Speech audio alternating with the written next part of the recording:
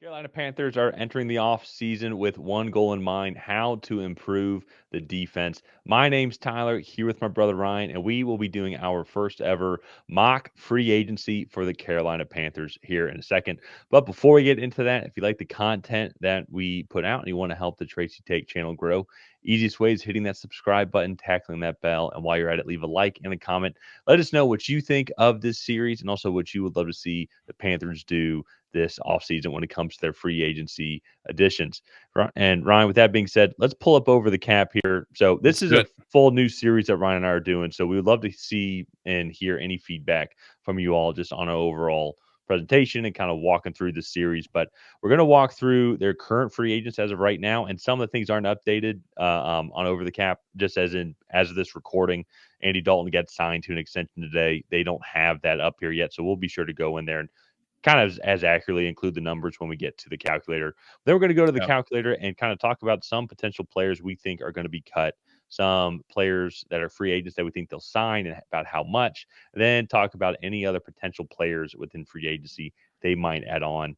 Our goal is to actually kind of have each team end up with around 15 million or so dollars in cap space, because teams are going to need that for their draft picks and then maybe also just signing throughout the regular season. So that being said, kind of pulling up here, Ryan, if you want to press down on the snap percentage there, because that's going to show really like Yeah. who the most important players were. So obviously Xavier Woods, Michael Jackson Sr., two free agents. I think those are going to be two key guys for them to re-sign. Uh, One of the biggest struggles of this defense was the defensive line. The secondary actually isn't too horrible. I mean, with Xavier Woods, Michael Jackson there, Jason J.C. Horn also, and then you even have Kendall Fuller. They could maybe, Jordan Fuller. They can maybe improve a little bit on Jordan Fuller, but he's I don't think he's a free agent. No, he is a free agent, so maybe Yeah, that's he's a right here. spot. Maybe that's an area that they let him walk, and maybe they address that in free agency or in the draft. But a couple other guys too as well.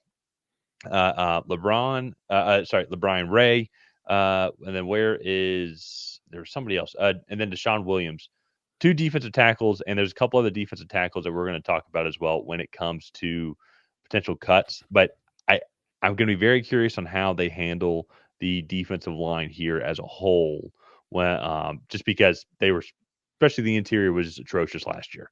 So I Yeah. think there were some key pieces. Like I think Jadeveon Clowney, you keep him one for the name recognition, but I think he does have a good motor still.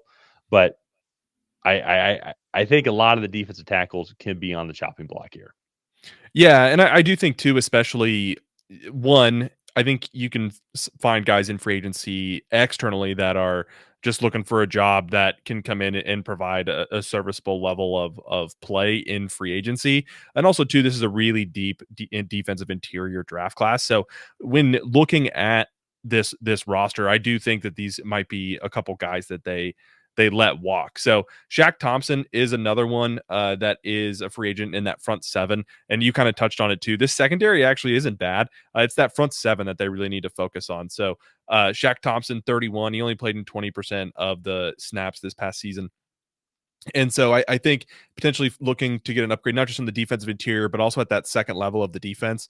This is a decent linebacker group as well, with guys like Jahad Campbell, Chris Paul Jr., Demetrius Knight from South Carolina. Like there are a lot of guys, I think, on days 2 and 3 that they could potentially go and fill in that linebacker spot as well. And then there also are a couple guys in free agency. I know Dre Greenlaw might be looking for a new home out of San Francisco. So it'll be interesting to kind of see when we get down into the external free agents, what they're able to sign and how much cap space we're able to free up. Exactly, yeah, and they're gonna have 9 draft picks also too, so that's what's gonna be interesting. It's been fun even doing our mock drafts, and we have a 7-round mock draft for the Panthers coming up here, right after the combine as well, and so that's gonna be fun to really break down, see how they can approach this draft. But a lot of other different guys, but in general, though, not too many outside of, re-signing Xavier Woods, Michael Jackson, and then a couple of the defensive linemen, not too many like super major guys like outside than Jack Thompson too, Ed, as you mentioned as well, who is just a great player, but coming off a torn Achilles as well. I'm pretty sure it's a torn Achilles. Um, Yeah. And just a major injury in general, like what's that going to do, especially to like with him at that age as well. So let's move on now to the calculator here, and let's pull up here, and we're going to try and start to break down here a little bit, see if we can clear up some space. So currently, as of right now, according to Over the Cap, they have about nearly $18 million in cap space as of right now. But there are definitely going to be some guys that are going to hit the choppy block. And the most obvious one to me, and I'm sure he's already probably searching for a new team, but Miles Sanders, the former running back out of Philadelphia, former Penn State running back, he got signed by Frank Wright over here, and it's just not been a good time for him in Carolina. Chuba Hubbard has really come on strong as well, and he's been there the whole Yeah. time. Chuba Hubbard's been drafted by the Panthers, and then they go and get Jonathan Brooks, and even during that time as well, when Jonathan Brooks was out, and then when he retore his ACL, it was still a heavy dose of Chuba Hubbard. Miles Sanders really, I think, only got his consistent play uh, when Chuba Hubbard was out the final 2 weeks of the season, and so Mhm. Miles Sanders to me is going to be a for sure cut. So that's going to clear up a little less than 5.5 million in cap space as well. Another guy too that I think could be on the chopping block would be Shy Tuttle. He's going to be one of those defensive linemen that are that could be on the chopping block. And you can make an argument for Sean Robinson as well. You can make an argument for Derek Brown. Like I actually no, I take that back. Not Derek Brown. Way too much dead cap that's going to hit that number. But with Shy Tuttle, you're going to get 6.5 million in cap space. And that was that pre or post It June 1st. it was post June 1st. It actually added 7 million onto their cap space next year, cutting them post June 1st. Interesting. Okay. So yeah, anything to get more cap space. So if we do, what would it be if it was pre? So 3. I Interesting. guess it goes up to 10, but you don't get you're about 3 million less this year, uh, in what you would gain I on actually the think cap. do post June 1st again. I actually think it seems like it actually stays about the same. Oh, okay. I think that's what it looks like. Yeah, But yeah. so let's do that, and then that opens up an extra 6.5 million in cap space. And there's several other different routes that they can go, and I'm sure there's gonna be some other lower key players that they'll cut that are like veteran minimum, and they'll save a couple bucks here, a couple bucks there. But Ryan, anybody else from your side as well that you think could be a potential cut candidate that we'd want to include here? Um, honestly, not really. I think this team is pretty well established. I mean, if you're looking at like the biggest contract, Taylor Moton, that like they could potentially cut him just because his savings would be so immense. Although they already have a lot of dead cap tied up, so maybe that's just a stupid point there to begin with. And that offensive line, I don't think you want to mess with that and Bryce Young's development and just how that has been going as of late. And so I feel like that's really it. Like only a couple cut candidates. The one thing we did forget to do is we do need to restructure Andy Dalton's contract. Yep. This is just not updated yet. So we'll just go in. I think we'll add in that $6 It was million is eight signing million bonus. with 6 million guaranteed. Take away, yeah, it's just 2 years. Yeah. And So so that we'll might not be exactly right, but it's close enough it- to essentially that yeah, 4 million ish in cap. yeah, That yeah, they see here. yeah. So, So go ahead. that gives him a $4 million cap hit this season, but as you see, the cap number only went down about 1 million. And so I think it'll be interesting just to kind of see if there's any other moves that they make. But I believe for like this portion of this video, I think that's going to be it. I don't really feel super confident that there's any other guys that are like likely to be Any other cut. major guys, I would Yeah, say, like as you can see here, like if they cut some of those bottom guys, like they'll save 1 million. yeah, And maybe we could do some of that actually, and just like clear up that space, and then they can kind of re find some of these guys. And actually, yeah, uh, let's do that. Let's see. Just go down the list there on the last couple of guys, and let's see if we can clear up like another 10 million in space or something like that. Well, let's be careful too because we don't want like Jalen Coker because he's not going to get cut. no, yeah. The one Jack Plummer, I think might be a potential one, like a third string quarterback. Um, I mean, to be fair though, if they're cutting these guys, they're probably just replacing them with guys on similar contracts. Uh, and so I don't know if it's So just really kind of keep worth it as a going. wash. Yeah. I mean, I like Jordan Matthews, who's 33. We could probably just get rid of and add 1 million. uh, there. It's like we'll get rid of him. Um, and I mean, I guess we could do others. I don't know. Panthers fans, let us know down below if there's any of these guys down here, kind of at the bottom of the roster that you would cut, Yeah. and see if we can find ways to uh, add more cap space to the Panthers organization. So moving on now to internal free agents, like guys that you want to bring back. So Xavier Woods, I think was one of the top ones. You have about 15 million in cap space to kind of play with here. And so I think if you want to go and start signing internal free agents, I think this is probably where you would want to start. So I think Xavier Woods, I believe this is a guy that you'd mentioned in the previous section that we wanted to re-sign. Yeah, let's so just looking at his overall market value as of right now and kind of what they were talking about uh on over the cap. Let's just do 2-year, $10 million. That's about what it seems like this is what it would come out to be. And that's for like give and take certain signing bonuses, different we're not going to worry too much about that, but just try and get a general feel overall for what he would bring to the table here. So, and then Yeah. I think another one too, I do think that they would re-sign Michael Jackson Sr. as well. Go alongside from that. What would be his market value here?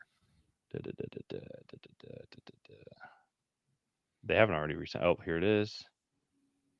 So it's looking like he would be, according to Spot Track as of right now. And then let me go and look and see if it's similar as well. But it looks like it would be about 7 million or so with his Oh, cap space.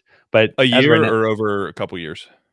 it's saying what Spot Track's saying it would be a significant increase, but it looks like his previous cap number was for about 1 million or so. So I do think that he would get a pay raise overall just to keep him there. But I do think that it won't be something of the 7 million type. Okay. I do believe it probably maybe let's do something like You do 2 uh years, 9 million, do 4.5 a year.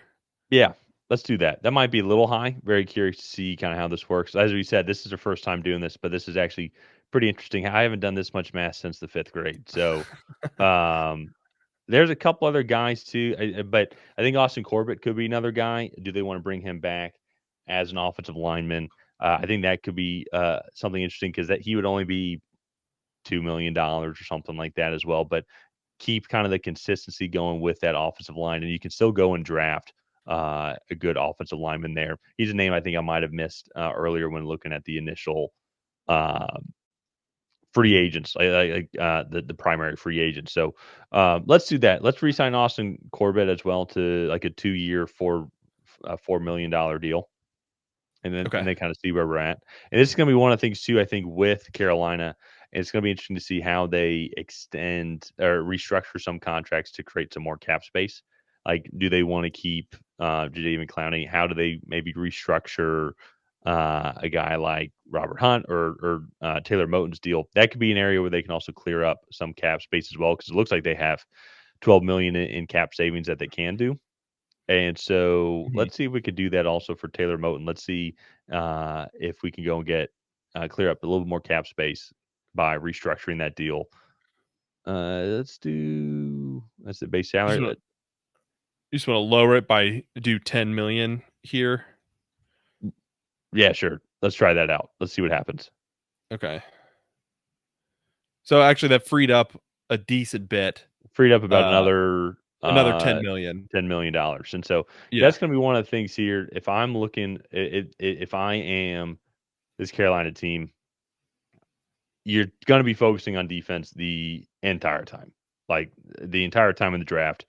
But how, like what are some positions here that you can go after on that defensive line to really help out? And so if I'm looking at top free agents as of right now, like according to the spot track list, Demarcus Lawrence, Josh Sweat, BJ Hill, DJ Jones, Chase Young, Charles Omenihu, uh, Marcus Davenport. And to me, I'm really trying to like beef up that interior overall.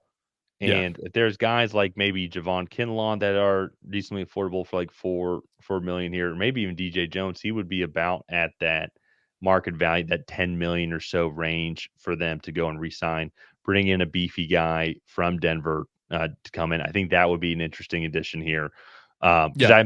I'm thinking they're still going to splash a little bit to go and get a much more solid defensive line, particularly I think a defensive interior kind of guy. And so let's just throw that out there. Let's say they add DJ Jones here, and let's say his contract is going to be about 10, or according to Spot Track as of right now, his value would be somewhere around $11 million a year.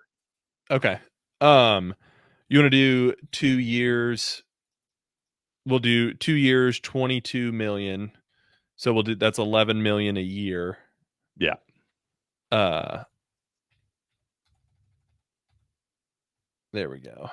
interesting way to do that. Well, the zero I couldn't get rid of, so and now there we go. All There you go. right. Yeah, so we'll do that.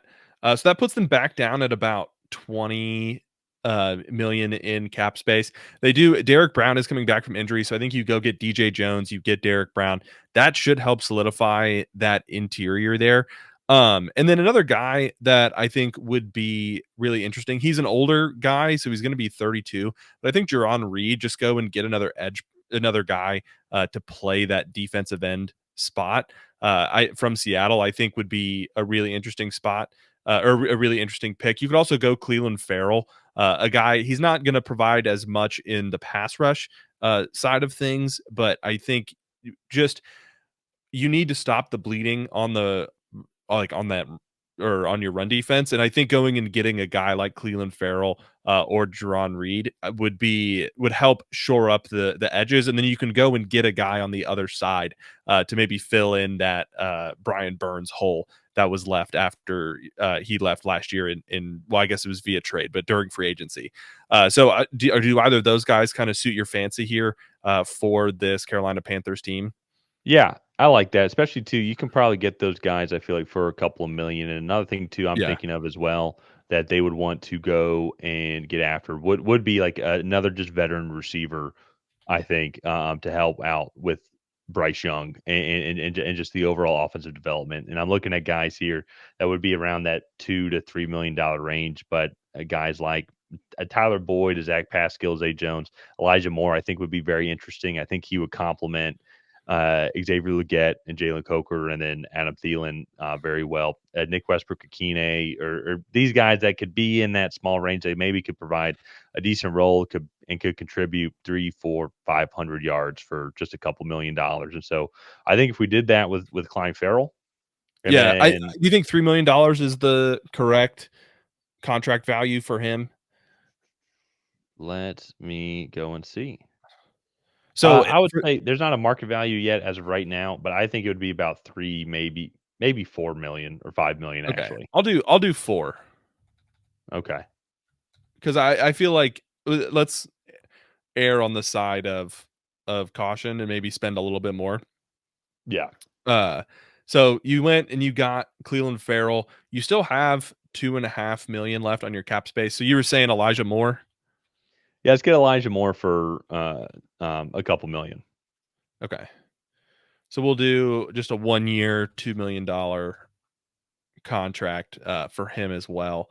And so you go, I mean, you add a playmaker, and then kind of help solidify your defensive line in free agency. And then you can go in the draft with those 9 picks. And one, I feel like you've set yourself up well to take best player available. And then the other thing too that I think is that you've done is you've allowed yourself to be able to add in a rookie and not maybe throw him just and expect him to be the hero right away. Like at 8, if you get a James Pierce Jr. or you get a Mike Green, or if like Mason Graham falls to you, although I don't think that he will. But like if you draft Kenneth Grant, like they're not thrust in right away to be a playmaker and be an anchor on a defensive unit. I think this free agent class, while it's 3 re-signs and 3 external free agents, I think that allows them to go and have a good draft. Exactly, yeah, and I'm sure there's even some ways that they can create a little more cap space with a couple other players that they would get rid of, or maybe restructuring some more contracts like how we did with Taylor Moton. But to your point, though, is the Panthers still they're on the upswing in their rebuild. They've hit their bottom. They've hit their rock bottom. That was very early on in this year. But now, so they're still going to need to re-sign some of these veteran players who are solid veterans, but not those Super Bowl winning guys. I think that can take them there. But this can be the Mhm. draft class though, where they really find that core group of young players that they can build around over these next couple of years. I think it's going to be heavy dose of defensive line, a front seven guys that can really get after the quarterback, can be really explosive, guys that can learn from Jadeveon Clowney, Cleveland Farrell, and others as well.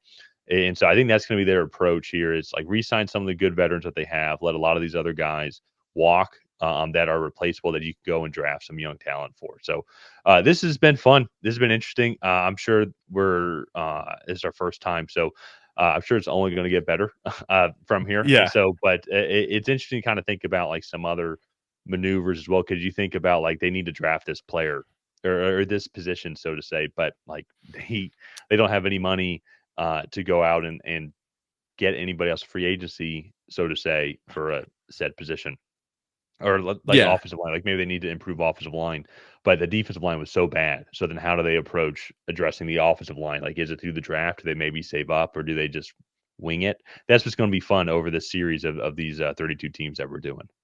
Yeah, no, and I'm looking forward to it. I like just to kind of wrap things up here with the Panthers. So Taylor Moton, we restructured his deal.